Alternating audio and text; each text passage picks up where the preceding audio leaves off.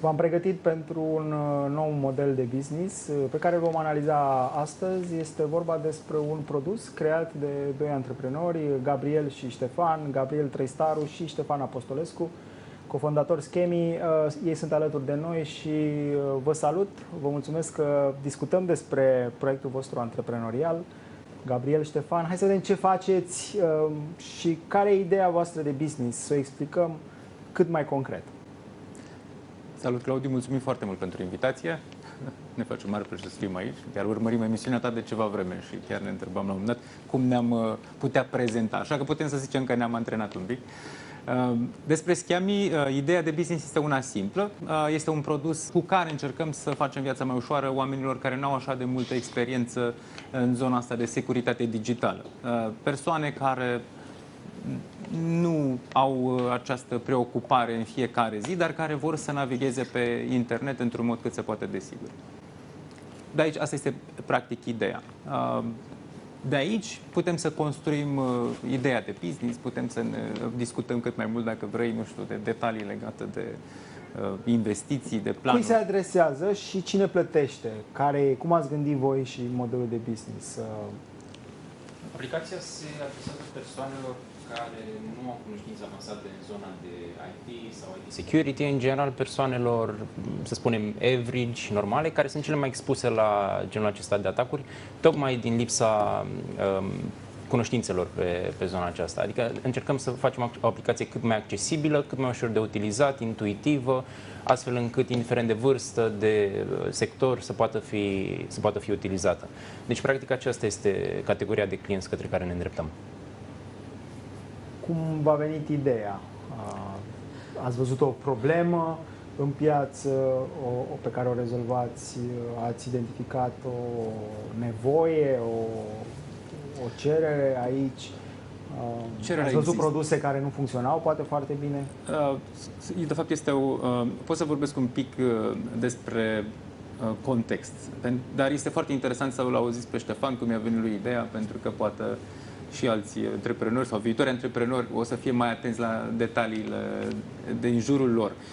Contextul este unul foarte favorabil acestei aplicații, tocmai pentru că, dacă vă aduceți aminte, numai acum câteva săptămâni urmăream cu sufletul la gură pe LinkedIn, unde știu că și tu ești foarte prezent, informații despre companii mari de telecomunicații care au suferit breach-uri de securitate. Nu se leagă într-un mod direct de Schemi, dar creează un cadru perfect pentru dezvoltarea Schemi. De ce? Pentru că acele informații care se scurg în mâinile cui nu trebuie, au niște repercusiuni. Repercusiunile vin ulterior. Eu sunt un hacker, am datele tale, după aia pot să intru foarte ușor. Adică știu că tu existi în primă fază, după care te pot urmări pe internet, pot să servesc tot felul de mesaje, știu că adresa aia ta este una validă și că tu răspunzi la ea. Eu să îți falsific un mesaj venit, nu știu, din partea Poștei Române, că am văzut că e la modă acum să trimit mesajele alea în fiecare zi aproape, în care îți spun că ai un colet de ridicat, chestii prin care eu ce fac, de fapt, ca și hacker, încerc să scot bani de la tine. Și asta este, de fapt, contextul. Sau înmulțit, cel puțin în ultimul an, în 2024, față de 2023, au crescut de 3 ori aceste tipuri de atacuri. În fiecare zi, în fiecare an, în România avem era o statistică, peste 10.000 de atacuri de acest tip, de phishing. Ideea este că acum cred că este un moment potrivit să ne gândim ce putem să facem din punct de vedere proactiv. Și cu asta, practic, Schemi încearcă să acopere această nevoie din piață. Dar este foarte interesant, și aici o să-l las pe Ștefan să povestească cum ne-a venit, de fapt, ideea, pentru că eu, practic, așa m-am îndrăgostit de ideea acestui startup de la început. Ideea a venit într-un mod destul de natural, anume de la mama mea, care făcea shopping online și căuta să găsească deal-uri cât mai bune, produse la prețuri cât mai bune, și avea totuși, deși nu are o pregătire pe zona de IT, avea un feeling legat de anumite site-uri care se păreau suspicioase și mi le trimitea să le verific. Ulterior am început să fac procesul ăsta, până când într-o zi am primit, într-un moment în care am foarte aglomerat, n-am avut timp și am fost chiar și puțin iritat de solicitarea asta de a verifica continuu. Și deci am plecat cu provocarea. Inițial a fost un proiect personal, am vrut să studiez puțin, să văd ce pot să obțin mai mult din chestia asta. Și am creat un prototip, l-am prezentat lui Gabriel, care a fost foarte încântat și care a crezut în proiect și ulterior am decis să ducem mai departe. Aș mai vrea să completez ceva vis-a-vis de ce a spus Gabriel, anume sistemele de securitate în momentul de față pentru utilizatori obișnuiți au devenit destul de performante. Nu mai e nevoie de să zicem, poate niște soluții foarte avansate. Built-in din fabrică pentru un utilizator obișnuit este normal și atunci motivația atacatorilor de a se duce către o țintă, să spunem așa, mică, adică nu corporate, nu știu, high executive, scade foarte mult. Trebuie să exploateze sistemul respectiv, e foarte complicat și atunci cumva atacurile s-au polarizat, adică vedem niște atacuri în zona de corporate foarte, foarte bine organizate. Au fost un caz în ultimele 6 luni, au fost aproximativ 20 de atacuri doar în România, targetate pe companii, dintre care unele au folosit exploituri care nu au fost folosite anterior, adică niște exploituri destul de avansate. Și în același timp, atacatorii se duc către resursa umană, care este cel mai ușor de exploatat. În momentul în care sistemul devine complex, cel mai simplu te conving pe tine să intri pe un site, să-ți bagi datele cardului acolo și e mult mai simplu. Nu mi-e clar deocamdată cine cumpără. Persoana fizică din contul personal plătește sau voi țintiți și firmele? E un business B2C sau B2B, business to business? Este și B2C, este și B2B. Ar putea fi un business B2C, noi așa practic l-am gândit la început, în schimb nu de acolo vin banii, ca să zic așa, sau cel puțin sumele considerate ca fiind necesare să ne susținem toate cheltuielile. Așa că B2C, de ce? Pentru că B2C-ul încă nu are o educație foarte clară în această zonă. Și la asta chiar noi cu Scammy lucrăm. Avem și acest pilon educațional în vedere, tocmai pentru a ne educa piața, pentru a ne valorifica produsul. În schimb, focusul nostru în perioada următoare va fi să atragem cât mai multe companii. De ce? Și aici fac un pic legătura între un element de care am tot discutat în cadrul corporațiilor cu care am avut ocazia să lucrez până în prezent, un parteneriat, dacă vrei, între companiile mari și companiile mici. Companiile mici au acea agilitate care se poate mula și capacitatea de a se mula pe companiile mari. Companiile mari au nevoie de companiile mici tocmai ca să se miște mai repede, să le împingă. Chiar dacă sunt mari, forța de a împinge vine de cele mai multe ori din partea companiilor mici. Asta, cumva, Scammy țintește un parteneriat cu B2B-urile. De ce? Pentru că știm din interior, dacă vrei, care sunt provocările. Pentru că un B2B, orice companie mare are câteodată zeci de atacuri pe zi și atacuri venite prin factorul cel mai slab, și anume factorul uman. Tu te primești un e-mail sau 5 e-mail-uri într-o zi, unul dacă scap îți poate compromite tot. Noi oferim, de fapt, Scammy oferă, de fapt, această protecție proactivă. Deci, imaginează-ți cum am putea noi, de exemplu, Scammy, să lucrăm cu, nu știu, o companie care are Outlook instalat pentru angajați și își gestionează e-mail-urile folosind acest client de e-mail. Da? Putem să ne integrăm cu aplicațiile din acea companie, în așa fel încât atunci când o amenințare vine, noi să fim primii care spună: hello, utilizatorule, ești sigur că vrei să dai click aici? Asta e un fel de, dacă vrei, o propunere mascată pe care o facem cumva companiilor în zona de B2B. Dar asta e doar un exemplu. Putem să ajutăm în mult mai multe moduri și începem, în primul rând, prin a le valida domeniile. Un produs pe care o să-l aducem în piață, în site-ul, în aplicația Scammy, în perioada următoare și la care lucrăm în momentul de față, o să fie și aceste rapoarte foarte detaliate, foarte in-depth, pentru companiile care nu sunt atât de sigure că site-urile lor sunt sigure, efectiv, în tot ceea ce privește acest cyber security. Și noi, sigur, le spunem: da, uite, site-ul tău este sau nu este sigur, vrei o analiză mai in-depth, uite, plătești un raport aici și noi ți-l putem livra imediat folosind cele mai noi tool-uri.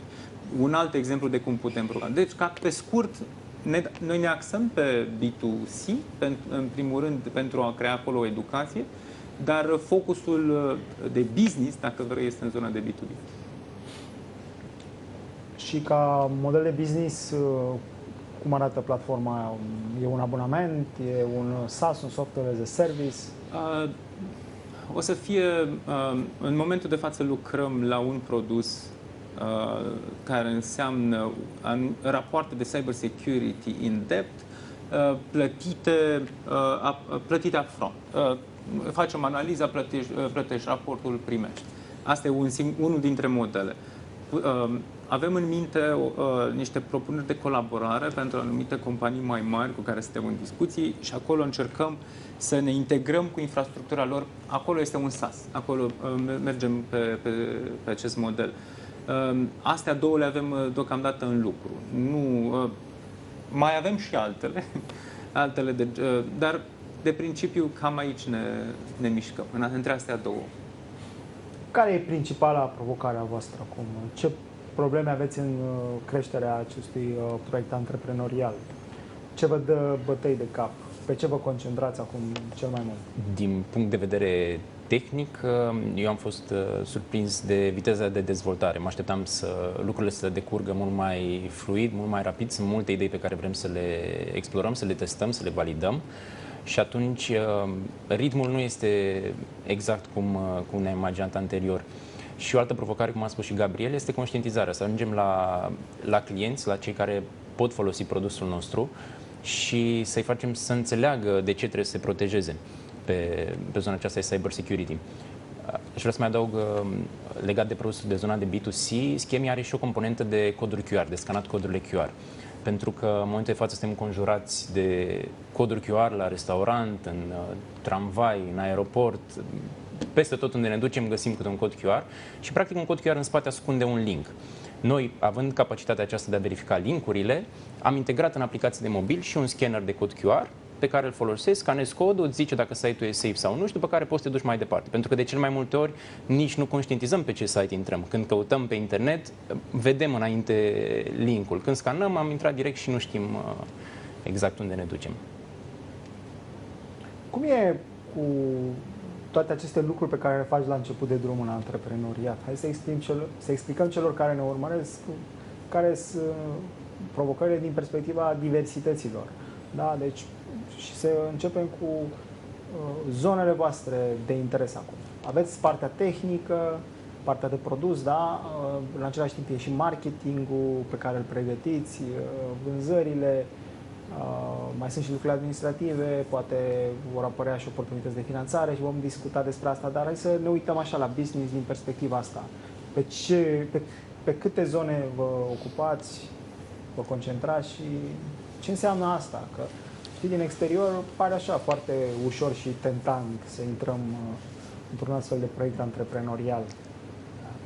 Un proiect antreprenorial vine cu foarte multe bătaie de cap, vine cu foarte mult timp investit, timp pe care știm cu toți, este cea mai scumpă resursă. Nu ți-l dă nimeni înapoi, de aceea când te apuci trebuie să fii convins că timpul ăla este de fapt o investiție, este o resursă.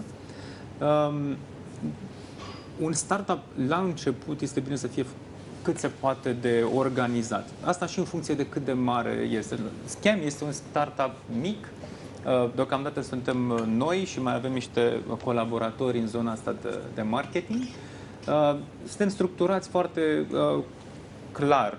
Eu mă ocup mai mult de partea asta dacă vrei, de operațional, de marketing, de PR.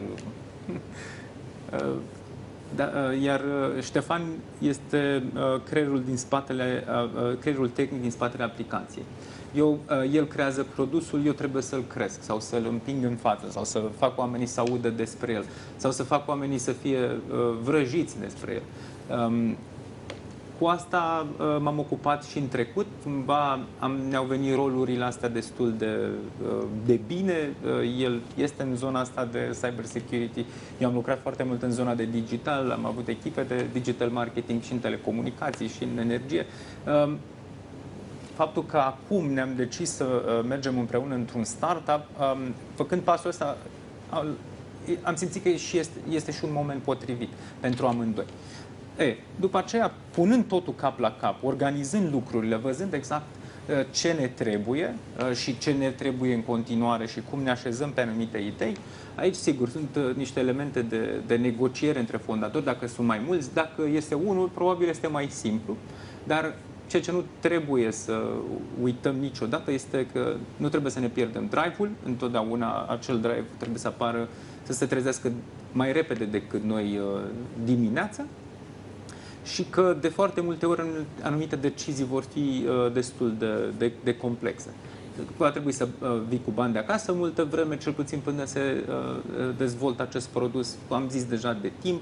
Va trebui să renunți la un moment dat foarte repede la anumiți colaboratori, să zicem, dacă nu sunt ceea ce îți trebuie. Deciziile de business de cele mai multe ori sunt fluide. Unele se vor echilibra cu altele pe perioade îndelungate, dar este foarte important să ai un țel la început. Noi avem și țelul, ne avem și structura, ne aducem colaboratorii și încercăm, cel puțin în acest moment, să ne dezvoltăm organic, natural. Nu cu foarte mult push artificial. Cumva încercăm să facem oamenii să se obișnuiască cu ideea asta că Scammy a fost fondat ca să le protejeze viața lor digitală într-o perioadă în care este din ce în ce mai amenințată, mai ales după ultimele dezvoltări în zona de AI. Da, mulțumesc, Gabriel. E o abordare foarte realistă despre antreprenoriat, aceasta pe care ne-ai descris-o, și se vede și experiența voastră în business, în alte companii. Cât de important e să fi lucrat înainte în companii mari, da, din telecom, din energie, din alte domenii importante, și cum simțiți că vă ajută asta în ce faceți acum în antreprenoriat? Nu mai vorbesc de faptul că va fi un mic criteriu la care se uită și investitorii, da? Avem această complementaritate, aveți experiențe și abilități complementare, dar contează aceste proiecte din spate pe care le-ați condus în mari companii. Da, aici e o întrebare la care cred că putem răspunde amândoi, pentru că fiecare avem experiențe diferite și tocmai aici stă și valoarea. Eu în trecut m-am creat vreo 2 firme mai mici și 2 ONG-uri ca să mă joc, dacă vrei. În sensul în care vreau să văd ce înseamnă să creez o firmă, și mi-am făcut o firmă care vindea piese auto și am localizat-o la mine la țară, s-a ocupat fratele meu de ea mai târziu. A și închis-o, dar măcar n-a avut pierderi. Mă rog. Asta era în perioada în care eram în companii, în corporații, nu știu, aveam, cred că sub 30 de ani. Și tot am mai încercat odată cu o altă companie care făcea planuri de intervenții în caz de incendiu. Cumva am încercat să-mi antrenez această nevoie de a avea ceva pe lângă zona de corporate. Întotdeauna a existat o îndoială. Îndoiala asta a dispărut odată cu vârsta și odată cu înaintarea în diverse faze ale carierei. Și acum am zis, băi, chiar e momentul să începem, pentru că simțeam că am ce să aduc și eu la masă, în sensul că am mai multă experiență acum, am mai multe relații cu oameni foarte valoroși din diverse domenii. Dacă am nevoie cineva să, nu știu, mă ajute să dezvolt o idee inovativă, să o expun practic într-o soluție, sigur, știu exact la cine să apelez.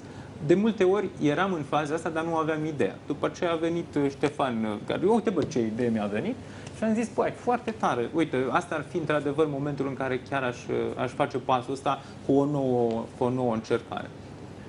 Din punctul meu de vedere, experiența în zona de corporate a fost utilă pentru mine pentru a învăța multe lucruri și pentru a cunoaște persoane. Totodată fiind pe zona de cyber, am ocazia să văd ce soluții sunt în piață, să mă joc cu ele, să văd cum performează, să găsesc alternative și, în ultimul rând, să experimentez foarte mult, să înțeleg business-ul din spate. Știu că de mult, adică de mic, visam să am un startup, să fac ceva, dar acum deseori mă uit înapoi și mă gândesc dacă aș fi început imediat după terminarea facultății, neavând bagajul acesta în spate, nu știu cât de departe m-aș fi putut duce. Și am dat așa un indiciu despre finanțare, da? Am vorbit despre investitori și la ce se uită aceștia atunci când evaluează o idee de business sau un startup. Care e planul vostru din perspectiva finanțării? Acum cum vă finanțați la început și în ce măsură vreți să ridicați o investiție pe termen scurt și mediu? Aveți planuri în acest sens, concrete, negocieri, discuții? Planuri, deocamdată nu am început nicio discuție. Vrem să venim cu ceva concret atunci când ne așezăm cu un posibil investitor la masă. Planuri există. Problema cyber security pe care noi am identificat-o în România nu este una din România, este una globală. Și practic asta o să fie prima noastră intenție, să obținem o finanțare ca să ne putem extinde. În primul fază în Europa. Sunt foarte multe țări din Europa vizate în perioada asta de niște amenințări mai de la est și acolo cred că putem să avem un impact pozitiv și pentru asta țintim în următorii 2 ani țintim o finanțare. Poate de la un fond din România noi ne uitam la câteva care ar fi potrivite și cu care am putea să începem o discuție. Doar că în acest moment vrem să avem ce să le oferim, vrem să le oferim un produs concret, vrem să-l și validăm, vrem să cross the chasm, dacă vrei, să trecem de la niște clienți early adopters la niște clienți care să facă care să interacționeze cu noi, să intre cu noi într-o relație, dacă vrei. Și că acei clienți, practic, să fie un fel de promisiune pentru investitori în perioada următoare. Până la urmă sunt câteva fonduri de investiții care se uită la cyber security și dacă ne uităm de cealaltă parte, doar câteva startup-uri tech din securitatea IT au luat finanțări generoase în ultimii ani și am aflat despre planurile voastre de internaționalizare. De asemenea, vom primi de la voi și o serie de recomandări, Gabriel și Ștefan, sfaturi pentru antreprenori, însă toate acestea după o foarte scurtă pauză. Casa ta te așteaptă. E acea casă pe care ai construit-o chiar și în joacă. Cu determinare, perseverență, imaginație și multă răbdare. Chiar dacă drumul de la încercări la realitate a fost lung, știi că a meritat din plin.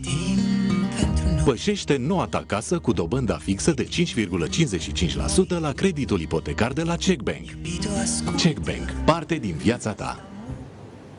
V-am promis o serie de recomandări de la antreprenori pentru alți oameni cu idei de business, cu idei pe care le pot testa chiar și ca angajați și de ce nu chiar și în antreprenoriat, pe cont propriu sau alături de cofondatori, așa cum sunt și Gabriel și Ștefan, astăzi alături de noi, cofondatori Schemi.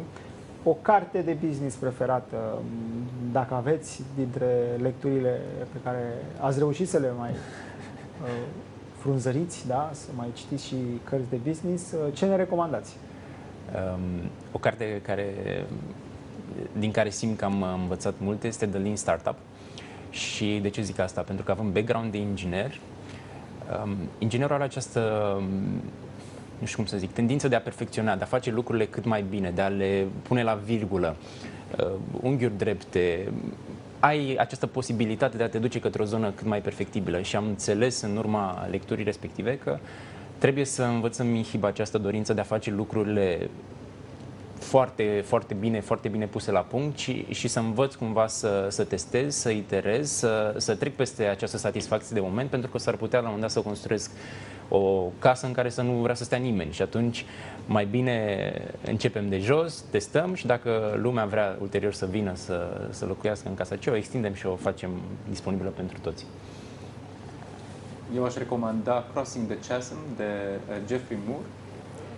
Este, din punctul meu de vedere, este un clasic în ceea ce privește marketingul și vorbește despre prăpastia care se formează atunci când lansezi un produs între clienții care sunt early adopters și clienții către care tinzi și clienții și piață, efectiv. Early adopters și piață. Mi se pare că este aici un challenge pe care și noi o să-l avem în curând sau începem să-l simțim și cumva aici va trebui să ne concentrăm foarte multe resurse înainte să ne gândim la planuri de extindere și la diverse parteneriate investiționale. Vă propun un exercițiu de imaginație. Intrați într-o relație de mentorat. Voi sunteți mentii, ucenicii, să-i numim așa. Ce mentor v-ați alege? Ce profil de mentor? Din ce domeniu, mai exact? Cu ce specializări, cu ce experiențe preferați voi să vină acest mentor? Plecând din continuare pe zona tehnică, am simțit nevoia în tot acest proces de a acumula cunoștințe în cât mai multe domenii și unul dintre domeniile pe care aș vrea să-l aprofundez și mi se pare foarte important într-un business, indiferent că vorbim de un business tech sau de orice alt tip de business, este storytelling-ul. Arta de a ajunge la oameni și de a-i face să înțeleagă foarte clar și concis mesajul tău, mai ales într-o lume în care suntem bombardați de produse, de soluții, peste tot în jurul nostru vedem reclame. Mi se pare foarte important să poți să transmiți mesajul și o persoană pe care o admir având darul acesta foarte, foarte bun al povestirii este Florin Piersic și mi-ar plăcea să am ocazia să învăț de la el pe zona aceasta. Un alt exercițiu de imaginație pe care vi-l propun e despre un om cu care ați vrea să luați un prânz de afaceri și ce ați întreba-o pe această persoană, ce curiozități aveți, ce vreți să aflați de la o astfel de personalitate care intuiesc eu e de business? Da, din păcate persoana la care mă gândeam eu și la care regret că n-am avut vreodată șansa să iau prânzul cu era Charlie Munger, care a decedat în urmă cu un an. Ce aș fi vrut să aflu de la el, era un om care citea foarte mult și am apreciat întotdeauna acest aspect, nu de alta, dar găsesc foarte puțin sau din ce în ce mai puțin oameni care citesc, ceea ce mi se pare cumva normal pentru că trăim într-o eră în care attention span-ul este unul foarte, foarte, foarte mic.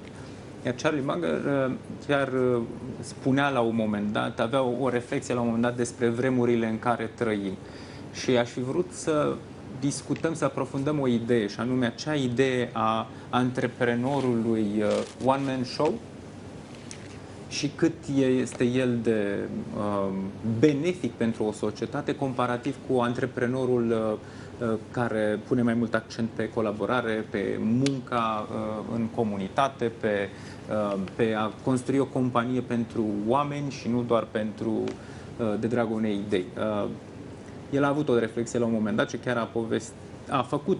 a început, dacă vrei, o comparație în acest sens, când nu s-a referit direct, dar bătea apropo la Elon Musk.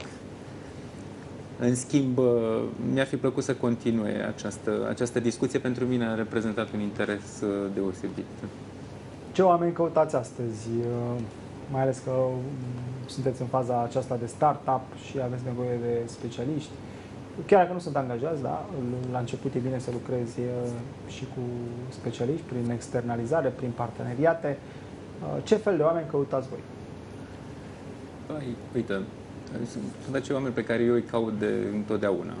Și am găsit o mare parte din ei. La Telecom am avut o echipă de 80 și ceva de persoane la un moment dat și o mare parte dintre ei am reușit să-i aduc eu. Ce caut, de fapt, nu caut neapărat, eu personal, deși dacă o să discutați cu Ștefan, eu sunt sigur că el are altă opinie aici pentru că vede lucrurile mult mai pragmatic. Pe mine nu mă interesează neapărat experiența lor sau decât dacă, sigur, ar lucra la partea tehnică, acolo probabil are mult mai multă valoare, dar ce vreau, de fapt, este un om deschis către piață, să aibă un simț al business-ului, să nu-și piardă focusul. Oameni care să știe exact că munca lor, dacă dau cu ciocanelul aici, de fapt are un impact aici, la client. Și orice ar face, dacă trimite mail-uri, dacă pictează un tablou sau dacă pur și simplu, nu știu, stă într-un meeting, ceea ce face el, de fapt, are relevanță la client și că de totdeauna acel client este, dacă vrei, plastic vorbind, stăpânul nostru și el trebuie întotdeauna servit. Această mentalitate nu prea o găsesc și totdeauna am căutat-o.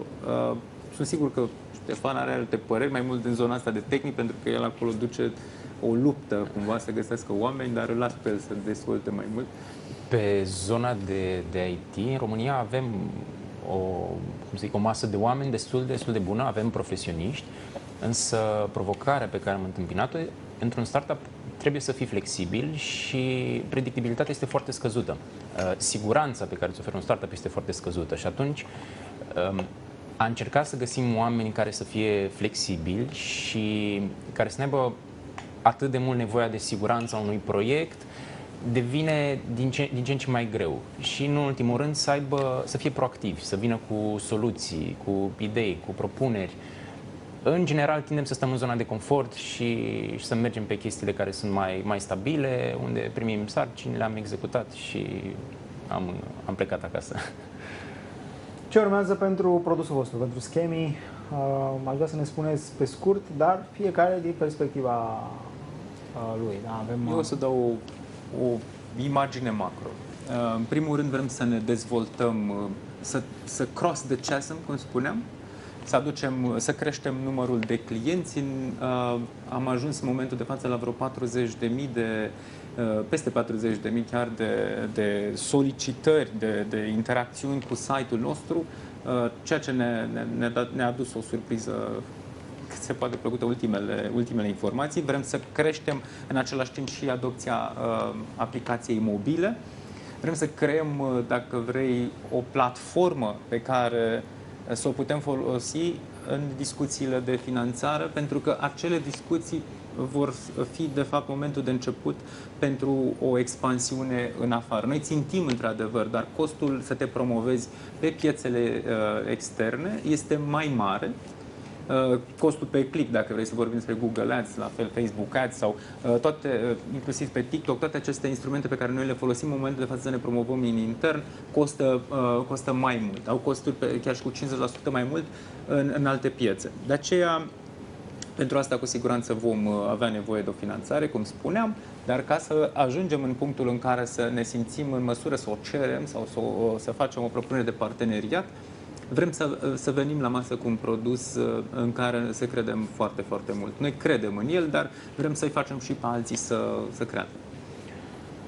Din punct de vedere tehnic, direcțiile următoare de dezvoltare se axează în principal pe îmbunătățirea și perfecționarea algoritmului și crearea unei aplicații de mobil pentru iOS. În momentul de față avem lansat aplicația de Android, în schimb avem și multe solicitări pe zona de Apple, de iOS.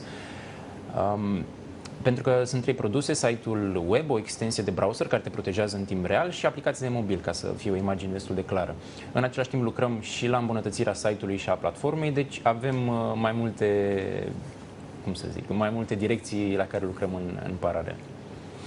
Iată multe priorități, cel puțin 3 pe partea tehnică, mai multe lucruri de făcut ca CEO, da? Ca om de dezvoltare, ca om de produs, de marketing, toate pălăriile pe care tu le ai, Gabriel. Vă mulțumesc pentru acest dialog și mi-a plăcut foarte mult cum ne-ați vorbit despre antreprenoriat, dar și complementaritatea pe care ați transmis-o aici alături de noi. Celor care ați fost alături de noi, mulțumiri de asemenea, zi faină tuturor și spor în afaceri să aveți!